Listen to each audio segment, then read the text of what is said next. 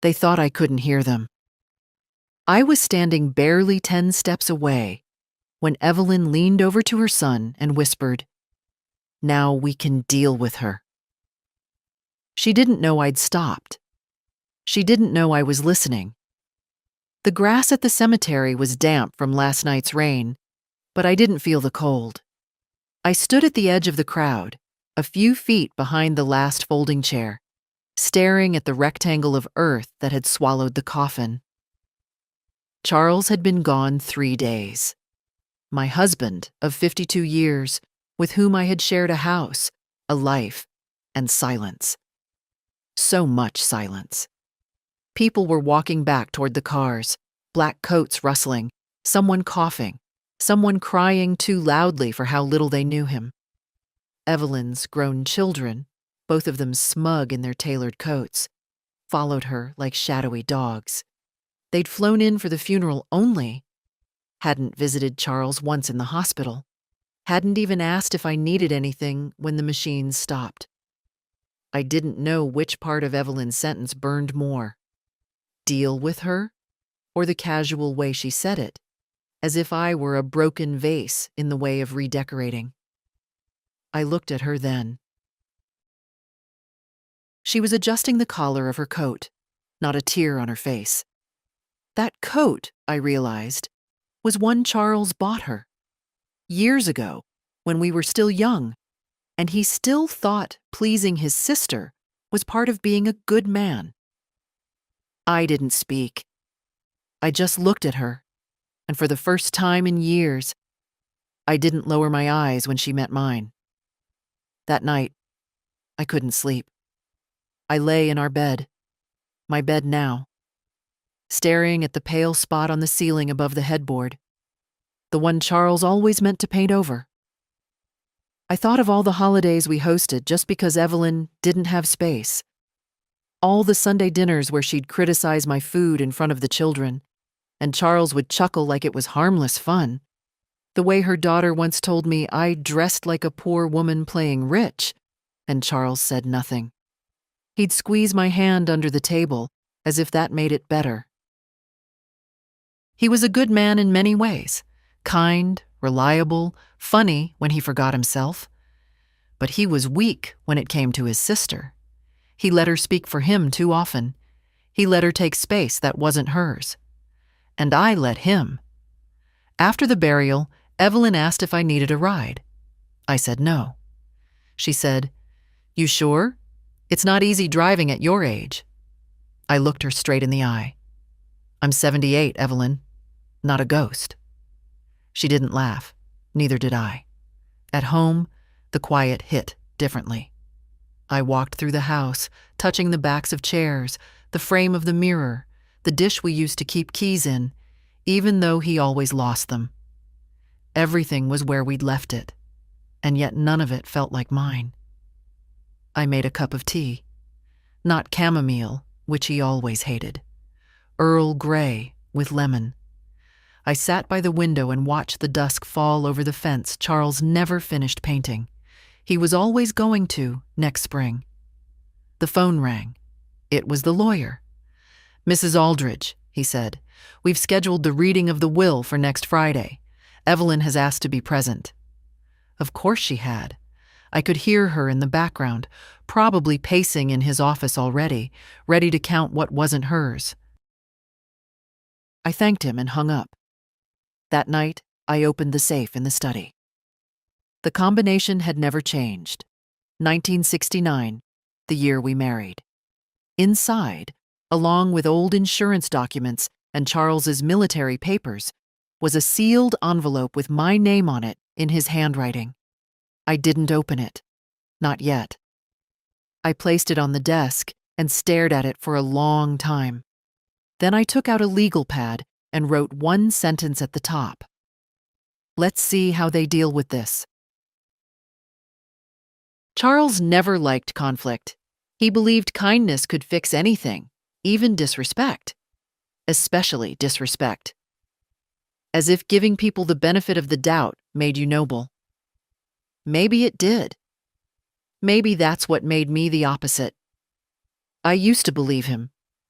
For years, I told myself that Evelyn was just a bit much, that her children would grow out of their smugness, that one day they'd see me, really see me, and not just the woman married to the man they needed things from. But you can't wait forever to be recognized. At some point, it becomes your fault for staying invisible. When we were newlyweds, Evelyn came over every other weekend. She'd complain about her husband, about her children, about her job. Charles would listen, refill her wine, laugh at her jokes. I would clear the plates. I remember one night, it must have been 73 or 74, she told him he'd married down, but at least Martha can cook. I was in the kitchen, holding a casserole dish, frozen. I heard him chuckle. That chuckle stayed with me longer than her insult ever did. The pattern never changed. Birthdays, Christmases, funerals. She inserted herself into everything. Charles let her. I let him. When our son was born, she said he had her nose. I nearly choked. She wasn't even trying to be funny. She believed it. At his graduation, she told the crowd she'd helped raise him, though she lived 5 towns away. She hadn't changed a diaper in her life. But I'd stopped reacting by then. I learned to smile in a way that closed doors instead of opening them. The hardest part wasn't Evelyn. It was Charles. He would squeeze my hand in church, wrap an arm around my shoulders when we watched television, fall asleep with his fingers curled in mine. He loved me, but he never defended me. That sort of love carves out your insides slowly. You stay, because the silence between you isn't cruel, just empty. And empty can feel like peace if you call it that long enough. In the early 2000s, we had a chance to travel. Charles wanted to go to Nova Scotia, visit the lighthouses. Evelyn needed some help with her mortgage. She cried on the phone. He wired her most of the trip money. I didn't argue, just unpacked the suitcase and said, "Maybe next year." Next year never came. When we downsized to this house 15 years ago, Charles insisted Evelyn help with the move. I remember her walking through my kitchen, poking at my cabinets, saying things like, "It's cozy, for now." Like she was already measuring the drapes. That was the first time I felt it. The way she looked at the house, at me, like both were on borrowed time. After Charles's health began to fail, her visits grew frequent again. To help, she'd say, but she never helped with him. She helped herself to opinions, to bank statements she shouldn't have been near, to whispers with the hospice nurse. I began keeping a notebook. Just small things. What she said, what she touched, when she arrived, when she left. At the time, I wasn't even sure why. Now I do. The week after the funeral, Evelyn came by with a pie, store-bought, crust still frozen in the center. She placed it on my counter and said, "You'll want to think about assisted living. It's a lot being alone." I smiled politely. "I've been alone longer than you think." She tilted her head. "Charles wouldn't have wanted you to suffer." That word, suffer, stuck with me. As if being without her was agony, as if solitude was punishment, and she was the savior. I waited until she left before I opened the envelope Charles had left me. It wasn't a letter. It was a copy of the will, his and mine. I'd forgotten we'd made joint documents years ago. He'd updated his 6 months before he died. There were notes in his handwriting, amendments, clauses, and one line underlined twice. Do not let her push you. I read it again and again. Charles, the man who never spoke against Evelyn, had written this. He'd known. In his quiet way, he'd left me a kind of shield. It wasn't everything I needed, but it was a start. That night, I called our lawyer and made an appointment. The lawyer's office smelled like lemon oil and worn leather, a scent I hadn't noticed before, though we'd been clients for decades. Maybe grief sharpens your senses, or maybe it just removes distractions. Either way, I sat straighter than I usually did, and I didn't bother to smooth the lines in my skirt. Let them wrinkle. I wasn't here to impress anyone. Mr. Feldman looked older than I remembered, or maybe I was just noticing it now. The slowness of his movements, the way he rubbed the bridge of his nose after every paragraph. He'd been Charles's lawyer since 1989. He was careful, professional, loyal, but I didn't come for loyalty. I came for clarity. "There have been no official challenges to the will," he said, hands folded, "but Evelyn has been vocal." I raised an eyebrow. "How vocal?" "She's asked for a review of the documents, claimed Charles may have been under stress, that he might have made certain decisions hastily." I laughed once, not loudly, just enough to be rude. "He updated it 6 months before he died. That's not haste, that's planning." He didn't argue, just adjusted his glasses. "There's nothing irregular. Everything's in order. But if you want to make any changes to your own documents, this would be a good time." "I do." He waited, pen ready. "What are you thinking?" "I want Evelyn and her children written out of everything. I want it ironclad. No in good faith clauses. No loopholes." He hesitated. "Mrs. Aldridge, Martha, I have to say this. Removing close family members from a will, especially after the death of your spouse, can cause conflict. You may be approached, harassed." I smiled faintly. "Let them approach. I've been approached my whole life." He didn't smile back, but I saw something shift in his face, a respect he hadn't shown me when Charles was alive. Maybe it was the way I said it. Maybe it was the way I didn't blink. He brought out the file. "Charles left the house to you, of course, and the joint accounts, the stocks, the insurance policy." I nodded. "Good. But," he continued, "he also designated Evelyn as secondary power of attorney. In the event of your death or incapacitation, you signed it together." I felt my throat go dry. "When?" "Years ago, when your son was still alive." My hand trembled slightly, not from fear, from rage. "Our son. Gone 5 years now. Cancer." Evelyn came to the hospital and made it about herself, about how she was the only one left who understood Charles. And she still lingered, even in the paperwork. "I want that revoked," I said. He nodded. "Of course." After an hour, I walked out of the office with fresh documents in a folder and a resolve that felt heavier than grief. The air outside was colder than I expected.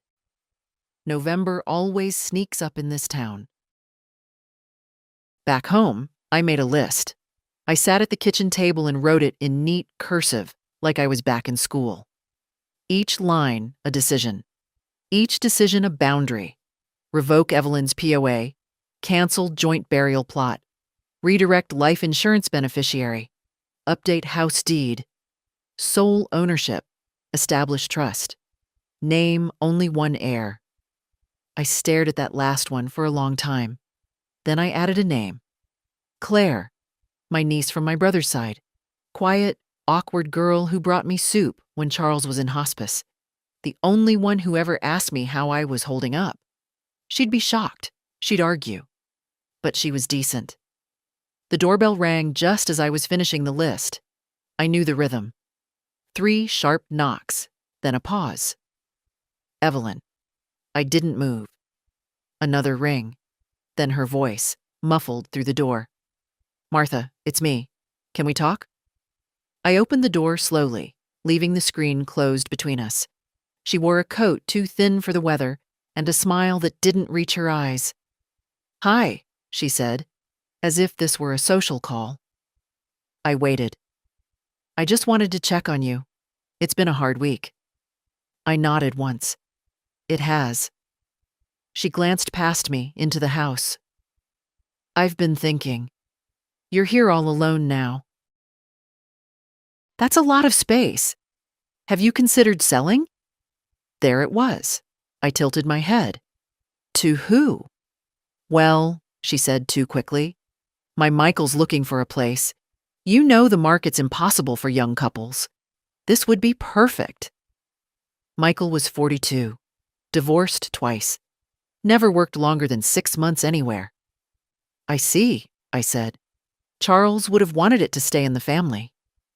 I opened the screen door slowly, stepped out onto the porch. "You're not my family, Evelyn." She blinked. "Of course I am. I'm Charles's sister." "Yes, you were his sister, and you treated his wife like a tenant for 52 years. Her mouth tightened. "That's not fair." "No," I said, voice quiet. "But it's accurate." She crossed her arms. "You don't have to be cruel. And you don't have to keep coming here." I didn't slam the door. I closed it gently. But the click of the lock was louder than anything I could have shouted. She didn't come back the next day, but Michael did. He showed up around 3 p.m., when the sky was already paling and the neighborhood was empty of kids and dog walkers. I watched from behind the curtain as he stepped out of a borrowed SUV. I recognized the dealership's logo on the license plate frame and adjusted his jacket like he was preparing for a business deal. It didn't suit him. Michael always wore his ambition like a costume, a size too big and a century too late. I didn't answer the door right away. Let him knock twice, then a third time, louder. Only then did I open it, leaving the storm door between us. "Aunt Martha," he said, flashing the same grin he used when he borrowed Charles's tools and never returned them. "Was hoping we could chat." "About?" He chuckled. "Well, Mom said you might be thinking about downsizing. You know, this place is a lot to keep up alone. Just thought I'd offer some help." I looked at his shoes. Expensive. New.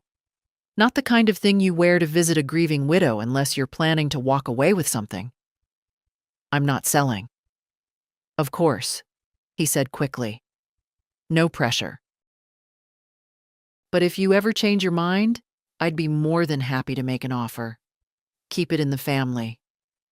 I didn't blink. "You live 3 counties away.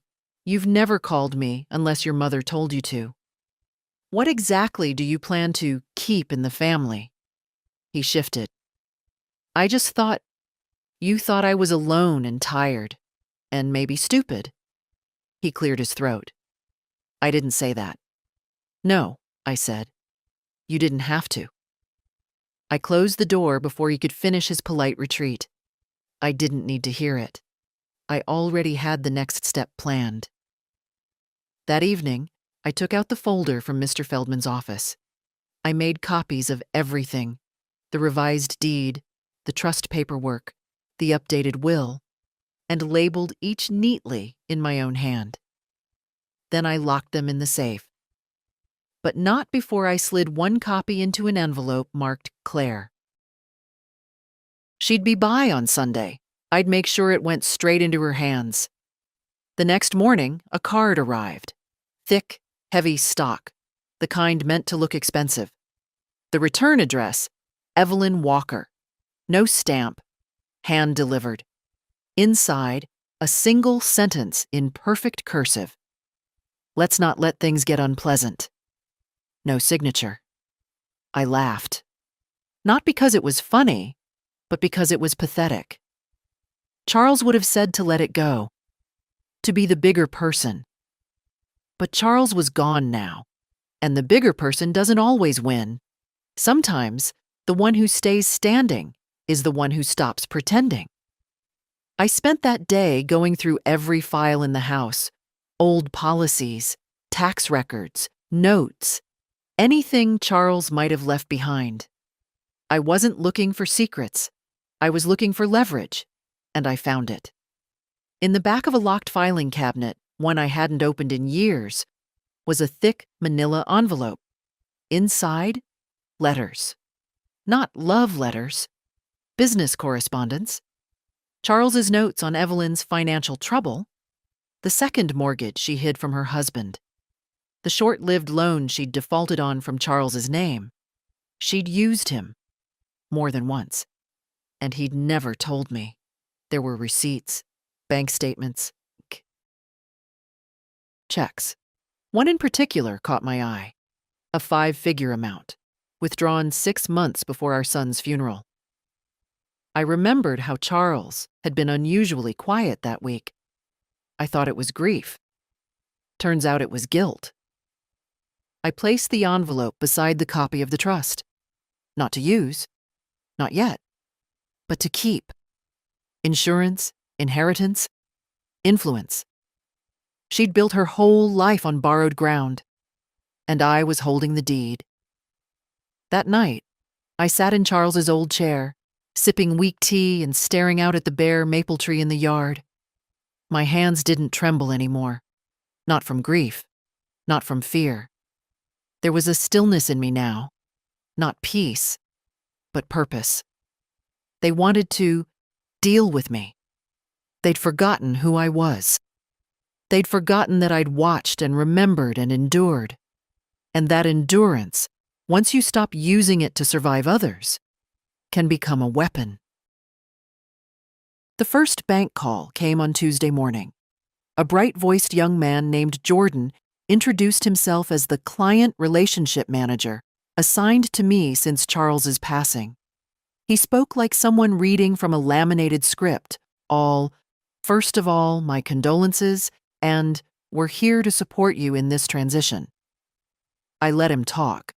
Then I asked him plainly, "Do I still have joint authorizations on the family account?" A pause. Paper rustling. "Yes, ma'am. It appears your late husband had co-authorized access for a Ms. Evelyn Walker and one Michael Walker, limited to financial inquiries and emergency transfers. Remove them." "I'm sorry?" "Effective immediately."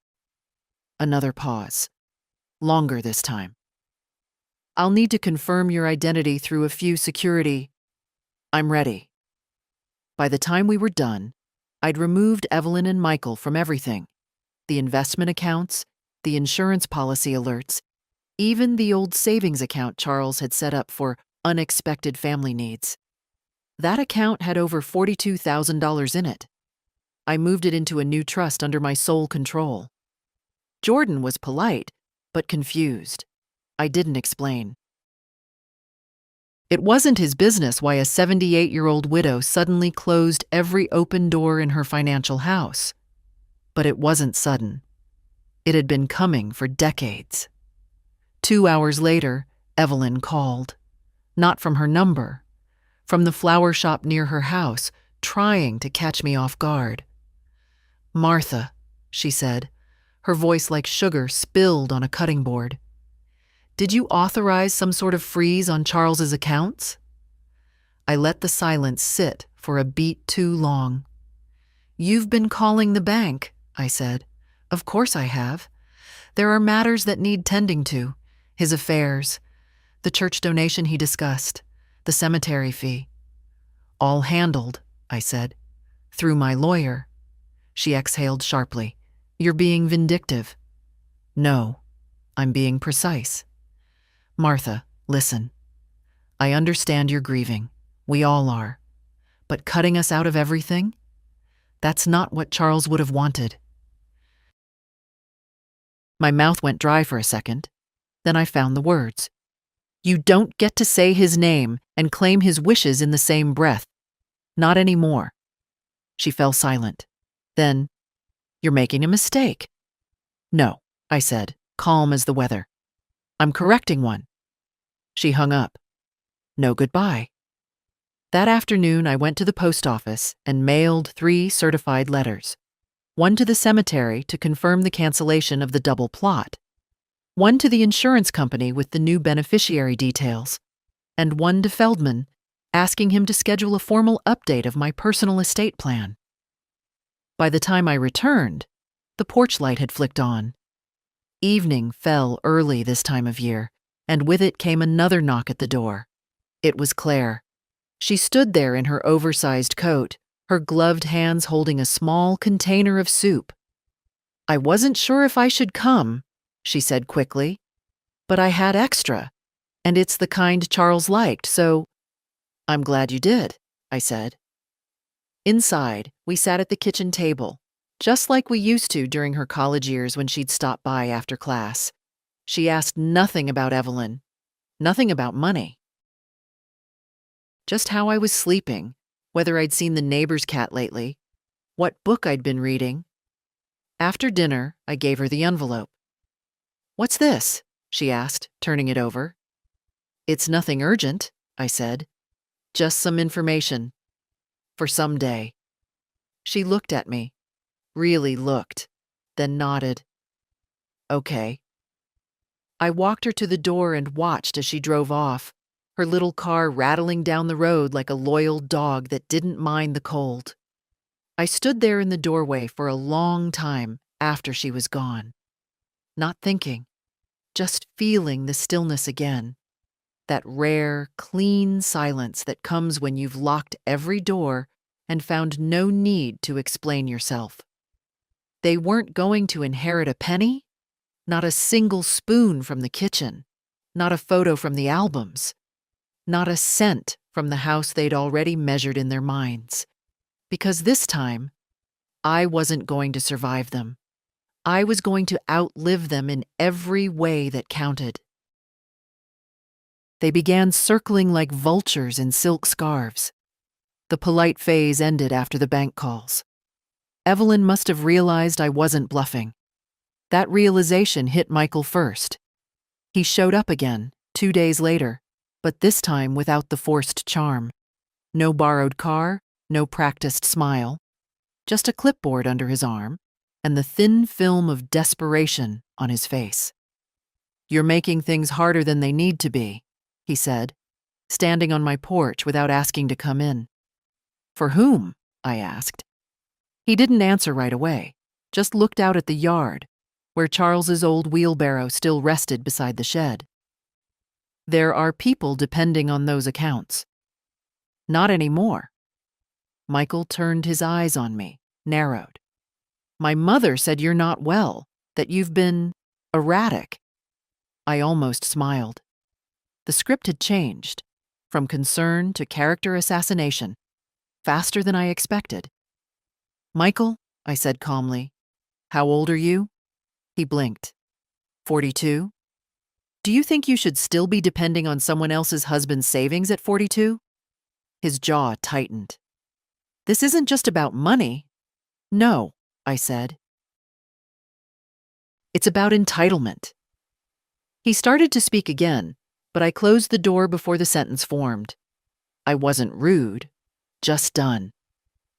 That evening, I took out my ledger, a plain black notebook where I'd begun recording each encounter, every visit, call, letter, overheard comment. I wasn't writing for drama. I was writing for court, if it came to that. Facts, dates, names. I numbered the pages, signed the inside cover, and put it back in the drawer. I wasn't building a case. I was building armor. 2 days later, I received a letter. Real envelope, real stamp. From Evelyn's daughter, Jennifer, the one who used to sneer at my sweaters and once told me my pound cake tasted like a poor person's apology. I opened it carefully. "Aunt Martha? We're so sorry if there's been any confusion. Mom says you've been feeling overwhelmed and maybe misunderstood. Please know we're here to help you transition smoothly into this new chapter. Let's sit down and talk like family. With love, Jennifer." I folded the letter neatly and slid it into the ledger under the page titled, "Attempted Manipulation, Darker 3. No reply. That Sunday, Claire came again. She brought homemade bread, still warm, and a scarf she'd knitted in pale gray. It matched my eyes, she said. I didn't cry, not in front of her. But when she left, I sat on the edge of my bed, the scarf in my hands, and let the tears fall without sound. I didn't feel grief. I felt recognized. On Monday morning, I called Feldman. I want to establish a formal trust, I said. We've started the process, yes, he replied. No, I want it sealed, executed, filed. I want the house, the remaining accounts, the savings, the bonds, all of it, transferred to the trust. Claire is the beneficiary. Evelyn and her children are excluded. Permanently. He paused. Understood. I can prepare everything for signing by Friday. Make it Wednesday. I could hear the smile in his voice, even if he didn't let it come through fully. Yes, Mrs. Aldrich. Wednesday it is. The next morning, I made a list of everything in the house that had meaning. Not value. Meaning. The quilt my mother had sewn. The silver locket I wore on my wedding day. Charles's Navy medals. The recipe box in my handwriting, splattered with 50 years of sauce and butter and thyme. I boxed them one by one, labeled each for Claire, not because she asked, not because she expected, but because she never once acted like they were hers to take. When I finished, I walked through the house, slowly, deliberately. I touched the corners of rooms like old friends. I stood in the doorway of Charles's study, smelled the faint ghost of pipe tobacco still clinging to the wood. I said nothing out loud, but I thought, it's mine now. All of it. Not because he gave it, but because I stayed, and I kept, and I remember. The safe in Charles's study had always been something between us. It sat tucked into the wall behind a bookshelf, not hidden exactly, just quiet. He opened it rarely, always alone. I never asked what was inside. That was the rhythm of our marriage. He had his domains, and I had mine. His were made of numbers and papers. Mine were quieter, garden shears, recipe cards, the fine balance of dinner and dignity. But now, the safe was mine too. The code was still the same. 1969, the year we married. I punched it in, not without hesitation. The heavy click of the mechanism sounded like an old truth unlocking itself. Inside, the contents were sparse, but telling. A bundle of bank documents neatly bound. A folded envelope labeled E. Walker, Private, in Charles's handwriting. A small jewelry box I didn't recognize. And beneath it all, a manila folder thicker than the rest. I took them out one by one, placed them on the desk like pieces on a chessboard. I didn't open the jewelry box, not yet. The envelope called first. I unfolded the letter slowly. It wasn't long. 4 paragraphs in Charles's square, careful script. Martha, if you're reading this, then I'm gone. And you've likely had enough of Evelyn to last another lifetime. I won't pretend I was brave when I should have been. I kept the peace too often. I let her walk through our lives as if it were still her childhood home, and I let you carry the weight of her shadows. But I need you to know. I knew. I saw it. And I was ashamed of myself for not stopping it. The folder below contains documents Evelyn never thought I kept. I did. I didn't want to use them, but maybe you will. Maybe it's time someone said, enough. Whatever you do, I trust you. Even if I didn't always show it when it mattered most. C. I set the letter down carefully. For a long time, I didn't move. Just sat there, fingers resting on the edge of the desk. Charles had never apologized like that in life. He'd shown love in safe ways. Gas in the car, the porch light left on when I came home late from church. Never in words, but here they were, clear and bare. And now, the folder. Inside were 37 pages, all in order, copies of checks, bank statements, notarized letters. Charles had lent Evelyn money, that much I knew. But what I hadn't known was the scale. Multiple emergency loans. One instance of her forging his name on a refinance form. Several suspicious withdrawals from an account she wasn't authorized to touch. Amounts too specific to be accidents. But the last document was what made me lean back in my chair, heart thudding in a way that felt less like age and more like fury. A signed letter dated 15 years ago. From Evelyn.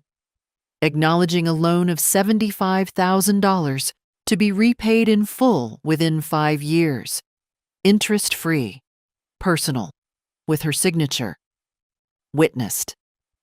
Stamped by a notary. She never paid it back. Never even mentioned it. Instead, she stood at Charles's funeral and whispered, "Now we can deal with her." She had no idea I had the receipt. I replaced the documents carefully, slid the folder back into the safe, and sat for a while, staring out the study window. The garden was brittle and brown this time of year, but I saw something else there now. Not death, not decay, but ground ready to be turned. I opened the jewelry box last. Inside was a ring I didn't recognize. Men's style. Gold, modest. Engraved on the inside, for what matters. It must have been recent. Charles hadn't worn it. Maybe he meant to give it to me. Maybe he meant to leave it for someone else. But he didn't say. He just left it. A symbol, maybe, of what he finally understood. That night, I didn't cry. I made tea. I folded laundry. I locked the safe again. Then I wrote a note to Mr. Feldman. Please prepare legal notice of debt claim attached with notarized loan document. Subject: Evelyn Walker. They didn't come quietly after that. 3 days passed before the first real crack appeared. Evelyn called again, but this time she didn't bother with fake warmth. Her voice was tight, clipped, and sharp like a knife pressed against a counter but not yet used. "I received something in the mail," she said, "from your lawyer." "I'm aware." "A notice of debt collection? Are you serious?" "I'm always serious when it comes to theft." "It wasn't theft." Her voice rose. "Charles gave me that money." "No, he lent it. You signed the paper yourself. You remember that, don't you?" She went quiet. I could hear her breathing through her teeth. "I'm not paying you a cent," she said finally. "That's fine," I said. "Then the court will handle it." "You think you'll win?" "I don't need to think, Evelyn. I have the proof. You signed it. You defaulted. That's not family business anymore. That's legal." "Unbelievable," she muttered. "After all the years we were family." "No," I said, calm as ever. "We were never family. You were Charles's sister. I was his wife. You never saw the difference. That's why we're here." She hung up. Not 5 minutes later, my doorbell rang.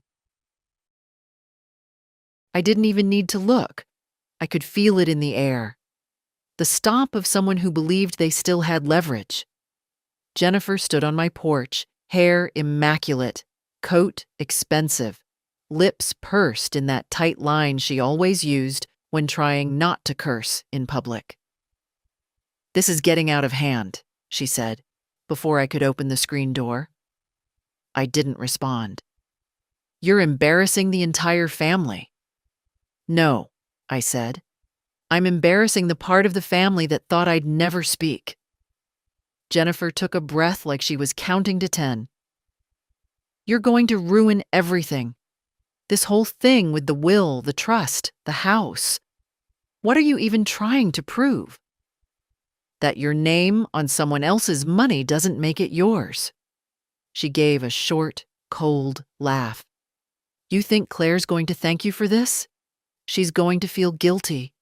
You're setting her up to carry the burden of all your grudges." That hit something. Not because it was true, but because she knew where to aim. I stepped out onto the porch. "You know what Claire did last week?" I asked. Jennifer blinked. "She helped me clean the gutters. Carried the ladder herself." "You ever cleaned anything that didn't belong to you, Jennifer?" She flushed. "I'm not here to argue."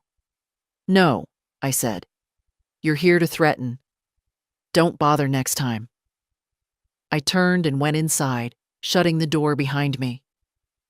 The quiet after confrontation is a strange thing. It doesn't feel like peace, not right away. It feels like adrenaline leaking out of your bones. I sat down, poured myself a glass of water, and waited for my heart to remember its rhythm. Later that evening, Claire called. "I heard," she said, "no greeting needed. They're furious." I didn't ask how. News moves through families like smoke, no shape, just direction. "They'll come after me next," she added, quieter. "They might." "You know what they'll say." "I do." She was silent for a moment. "I'm not afraid of them." "I didn't think you were." Another pause. Then, "But I am worried about you. Are you sure you want to go through with all of this?" I looked around my house. My quiet, old, fading house. I thought about Charles's letter, about the years I'd folded myself smaller so others could feel big, about the borrowed sweaters, the secondhand snubs, the dinners where my food was good enough to eat but not to compliment. "I've never been more sure of anything," I said. Claire exhaled. "Good." "I don't need you to take sides," I added. She laughed. "You're the only one who's never asked me to." That night, I took out the final draft of the trust papers. I laid them out on the table. Each document had weight. Each line had consequence. I signed every page with steady hands.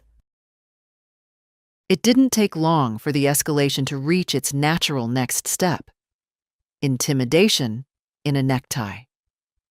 Wednesday morning, just past 10, I heard the sound of polished shoes on the front path. Too crisp for family, too confident for salesmen. I didn't answer right away. Watched through the curtain as a man in his mid-40s stood there, briefcase in one hand, the kind of watch on his wrist that measures meetings, not time. I opened the door slowly. "Mrs. Aldridge?" he asked, voice neutral. "I am." "My name is Daniel Kessler. I represent Evelyn Walker and her family in several legal and financial matters. Do you have a moment?" I stepped onto the porch but didn't invite him in. Let the morning chill do its part. "I'm here out of courtesy," he continued. "The Walkers have expressed concern over some recent actions that may have complicated, long-standing family understandings." "Family understandings," I repeated. "Yes, ma'am, particularly regarding financial transfers, estate amendments, and—" "There were never understandings," I interrupted. "There were assumptions. Those are different." He shifted, trying to regain his rhythm. "Regardless, my clients would prefer to resolve this amicably. They're willing to forego any claims if certain matters are reversed. For example, the recent notice of debt collection stays. And the restructuring of the trust stays." He hesitated. "Mrs. Aldridge, if this proceeds, it will likely cause embarrassment. For all parties. There may be public filings, depositions." I looked him dead in the eye. "You think I care about embarrassment at 78? I'm simply suggesting a more peaceful path. I've been peaceful for 50 years. It didn't get me very far." A pause. His voice softened. They say you're doing this out of bitterness, that grief is clouding your judgment. Then they're half right, I said. There is grief, but it's not clouded. It's clean. It's the clearest I've ever been. He didn't know what to say after that. He handed me his card, gave a rehearsed nod, and walked back down the path with shoes that made no noise this time.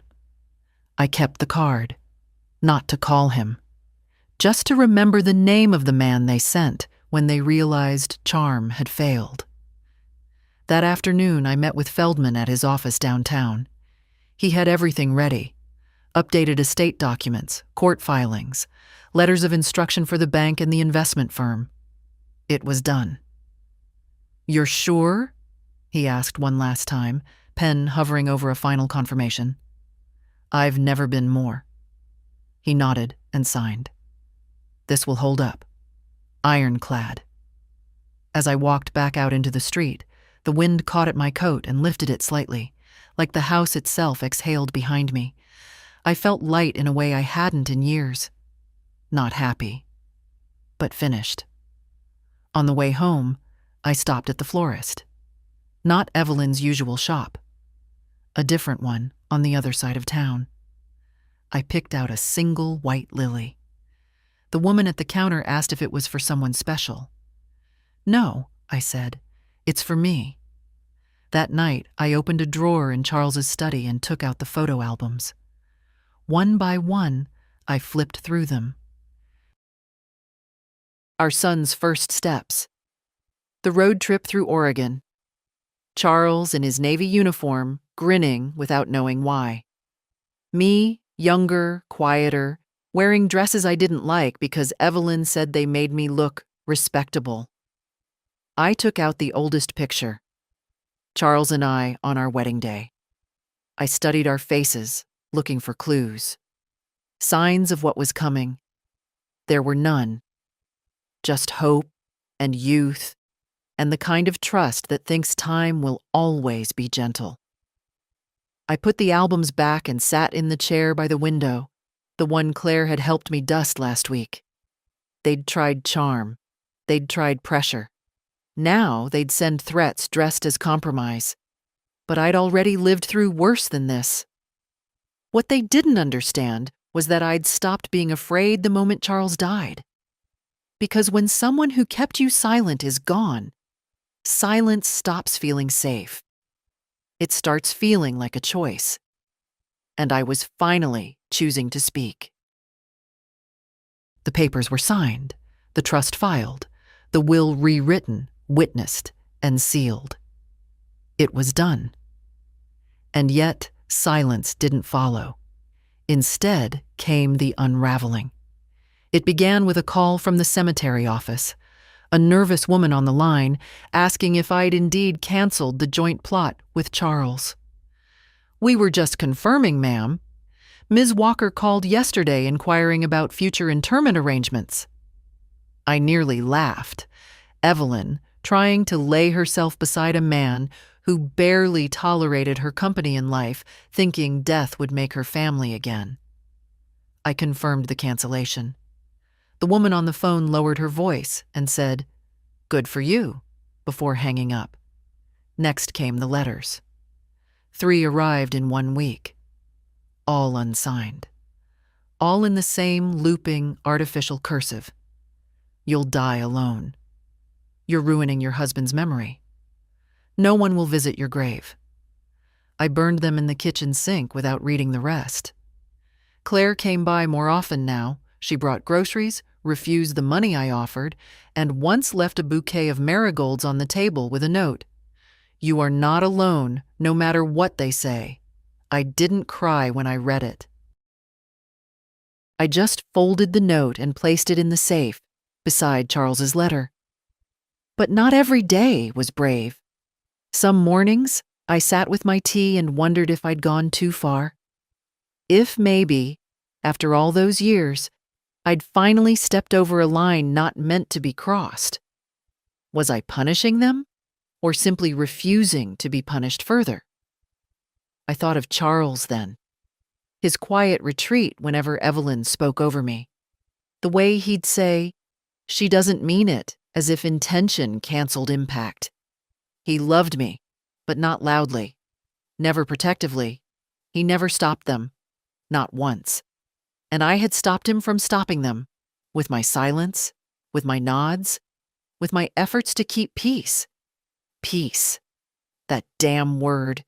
It meant women like me didn't get to feel anger without being labeled ungrateful, that we had to accept poor treatment if it came with a smile, that we had to be gracious in the face of slow, private erasure.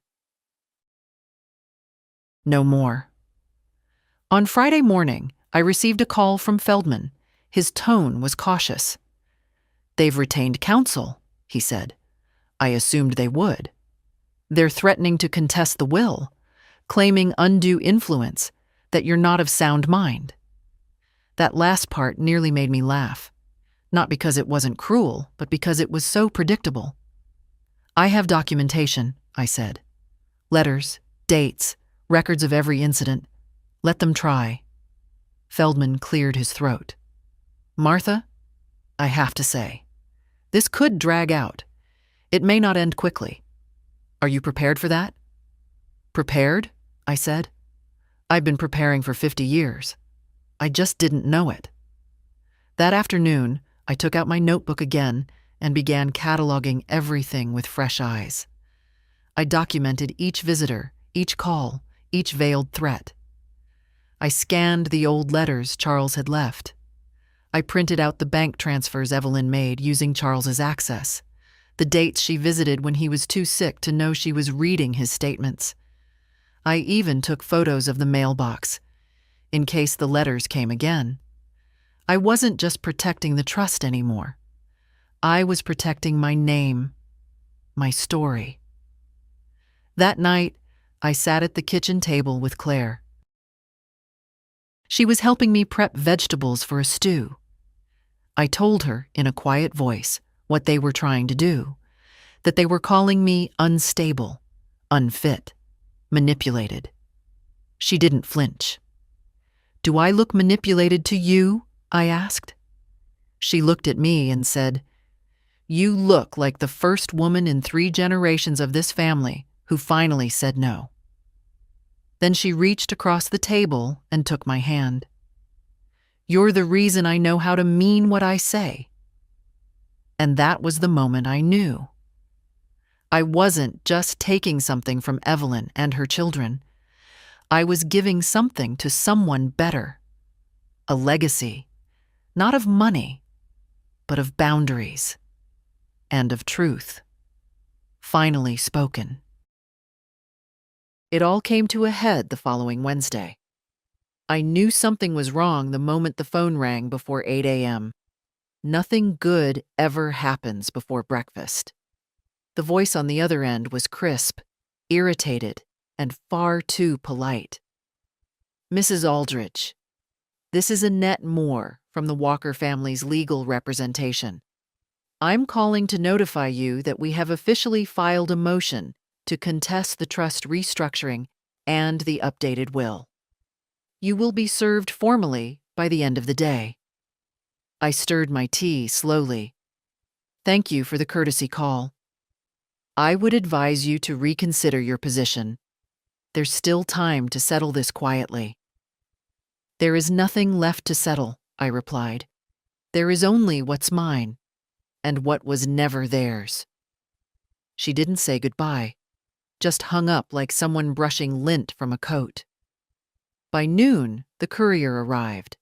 A young man with acne and a clipboard, shifting on his feet like he was late for class. He handed me the envelope and mumbled, "Have a good day," like he hoped I wouldn't remember his face. Inside, the petition was just as expected, language carefully crafted to sting without sounding emotional. Uncharacteristic financial decisions, possible influence by younger family members, concerns regarding the testator's cognitive capacity. Cognitive capacity. They were calling me senile, convenient, coming from people who hadn't spoken to me in months. Some not in years, until they found out they weren't in the will. I sat at my desk, breathing slowly. Then I called Feldman. He wasn't surprised.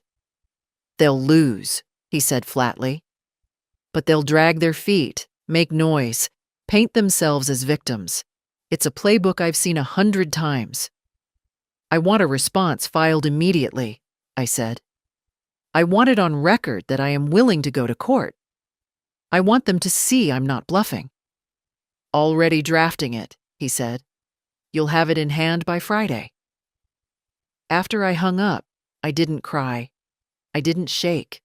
I cleaned the kitchen, made soup, changed the bedding in the guest room even though no one was coming. But when I reached the bottom drawer of the linen cabinet, I found a photograph I hadn't seen in years. Charles, Evelyn, and me, taken during one of those forced holidays back in the 90s. We were all younger then. Charles had more hair, Evelyn more charm, and I more tolerance. But what struck me wasn't the smiles. It was the space. There was an inch between Charles and me, an invisible line, and Evelyn stood between us, her hand on his arm, like she'd never stopped being the center. I burned the photograph that evening, not out of rage, but clarity. That night, I slept like a stone. By Friday morning, the response from Feldman was ready. I signed it with hands that didn't tremble. Claire came by around noon and drove me to the notary. On the way, she kept stealing glances at me like she wanted to ask something. At the last red light, she finally said it. "Are you afraid?" I thought for a moment, then shook my head. "Not anymore." She smiled, but it didn't quite reach her eyes. "I think they're scared of you now." "Let them be." When we got back, she helped me carry groceries inside.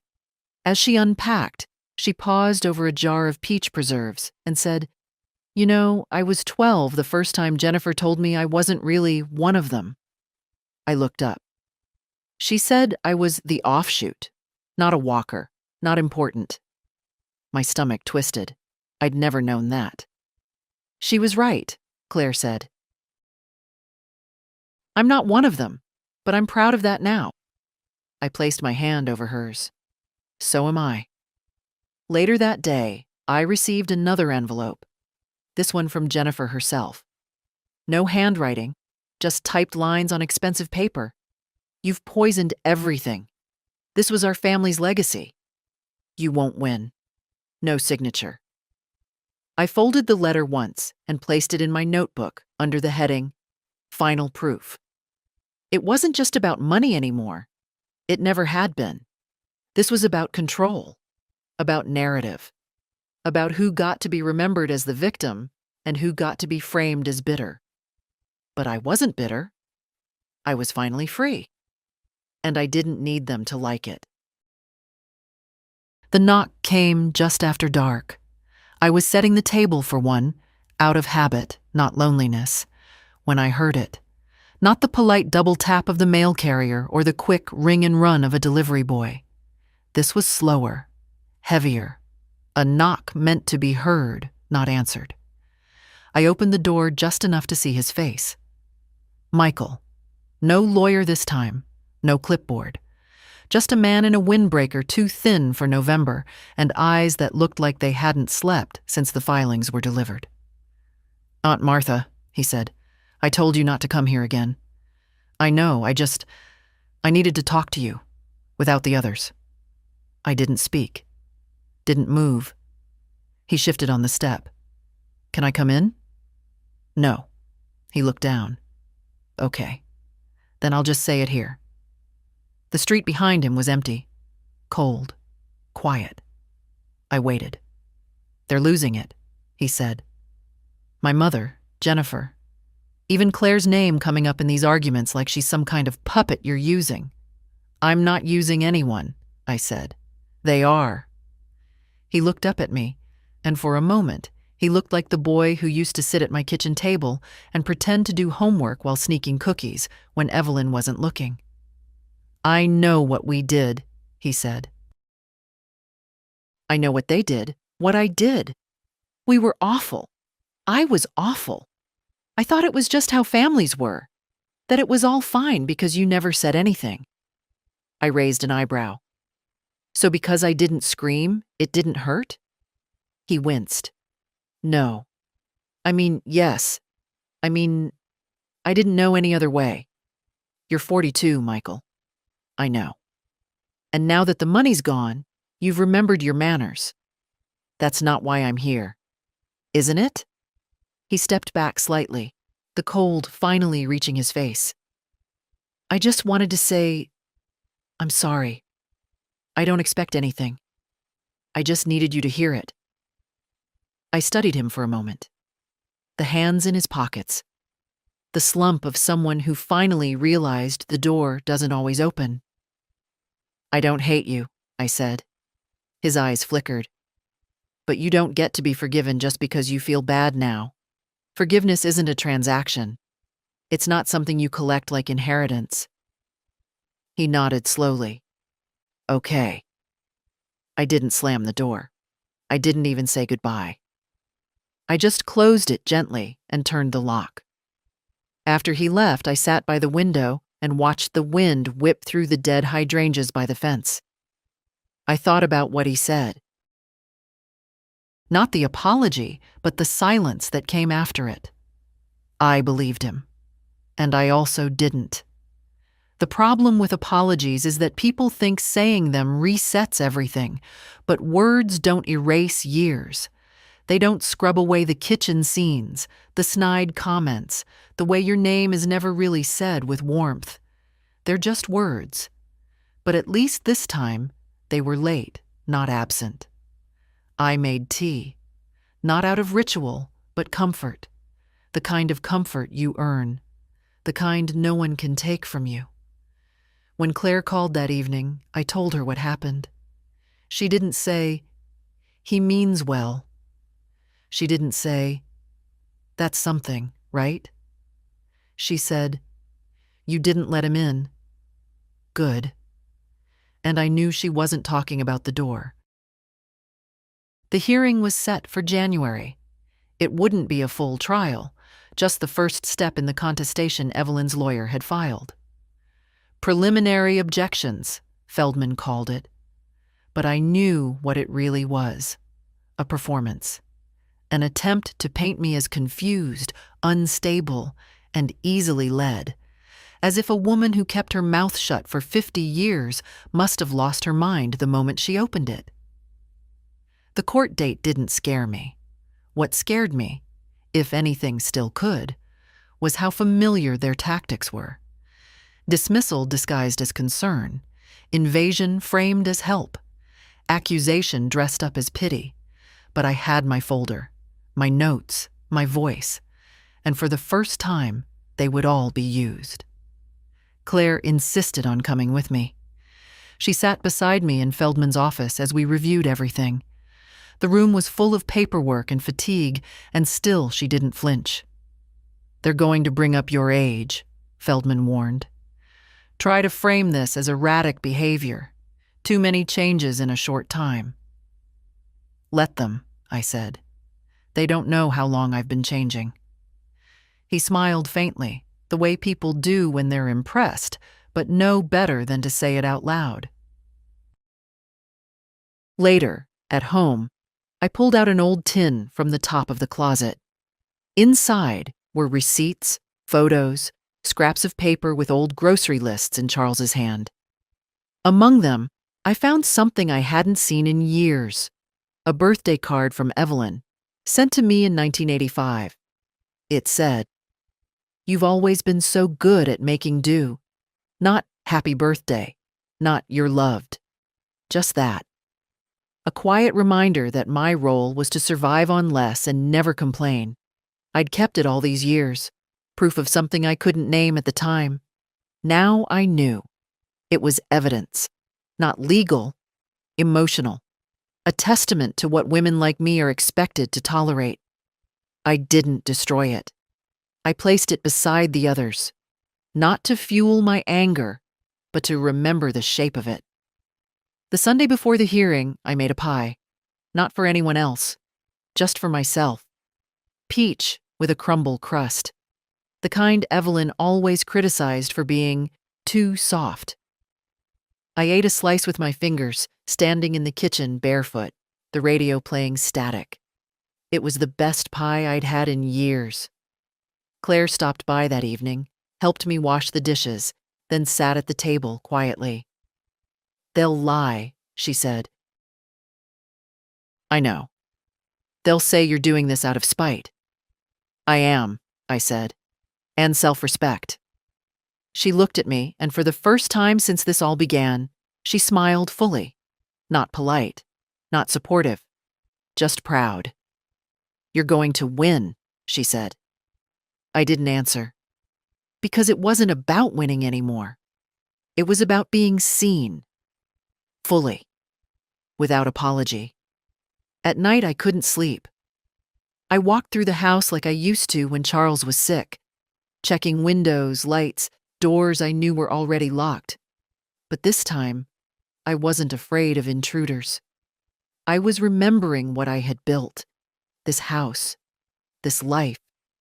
The quiet dignity I'd protected even while being trampled by the louder ones. And now I was protecting it differently. Not with silence, but with steel. The courthouse was smaller than I remembered. It had been years since I'd set foot inside. Not since Charles and I filed the deed transfer when we moved into this house. Back then, he did the talking, and I signed where they pointed. I didn't speak unless spoken to. I dressed plainly. I made myself small. Not today. I wore navy, not black, not gray. Navy like the uniform Charles once wore, like the inside of a storm cloud. My hair pinned back the way I used to do it when I wanted to feel composed. Claire walked beside me, her steps steady, matching mine without trying to lead. Feldman was already inside, briefcase open, files laid out like tools before surgery. He nodded when he saw me. No pep talk, no warnings, just acknowledgement. He knew I was ready. The Walkers arrived late. Evelyn, draped in a shawl too bright for the season. Jennifer behind her, jaw clenched, arms folded like someone who'd already made up her mind about the outcome. Michael brought up the rear, quieter than usual, eyes on the floor. They didn't look at me. Not really. The hearing itself was procedural. Statements, motions, objections. Their attorney tried to question my state of mind, citing the sudden and sweeping nature of the trust changes. He referenced my age, my recent bereavement, and potential outside influence. He meant Claire. He didn't say it outright, but he didn't need to. He painted a picture of an old woman confused by grief, manipulated by a younger relative, into disinheriting her late husband's rightful heirs. Feldman was quiet while they spoke. Then he stood, calmly, and began. He presented the documentation. The notarized loan Evelyn never repaid. The letters Charles wrote. The financial records showing Evelyn's unauthorized access. My own notes, dated, signed, backed with supporting materials. He read Charles's handwritten amendment aloud in full. Do not let her push you. You could hear the shift in the room, the silence of something landing too squarely to ignore. The judge was restrained, professional. But I saw it in her face, the flicker of recognition. This wasn't a confused woman being manipulated. This was a woman who'd simply had enough. When it was my turn to speak, I stood without needing help. My name is Martha Aldridge, I said. I'm 78 years old. I was married to Charles Aldridge for 52 years. I have been underestimated for 53. A pause. I let the words settle. I am not confused. I am not unstable. I am not being influenced. I am angry. And I am finally using what I've earned. I looked at Evelyn then. really looked.